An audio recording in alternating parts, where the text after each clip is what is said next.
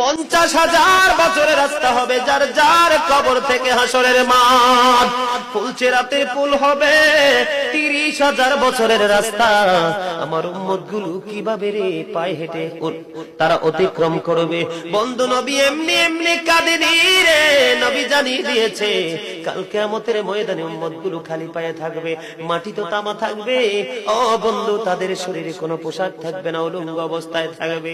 এবং মা আয়েশা প্রশ্ন করলো, গো প্রাণের নবী, জানতে মনে চায় নবী গো, এই যে আপনার উম্মত গুলো উলঙ্গ অবস্থায় খালি পায়ে সবাই থাকবে গো নবী, তারা কি নারী পুরুষ একসাথে? কয় হ্যাঁ, নারী পুরুষ একসাথে।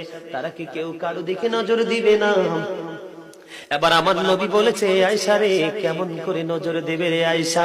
বন্যার পানি যেমনি প্রবল বেগে বৃদ্ধি পেয়ে পৃথিবীর মানুষগুলোকে গ্রাস করে ফেলেন, কাল কিয়ামতের দিন এই জাহান্নামের আগুন মানুষের দিকে বন্যার মতো প্রবল বেগে ছুটে এসে মানুষকে ঘিরে ফেলবে।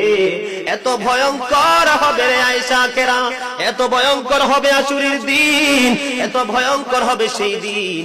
আর সেদিন এত বিপজ্জনক হবে, একটা পুরুষ আর একটা নারীর দিকে তাকাইবার মতো সুযোগ থাকবে না।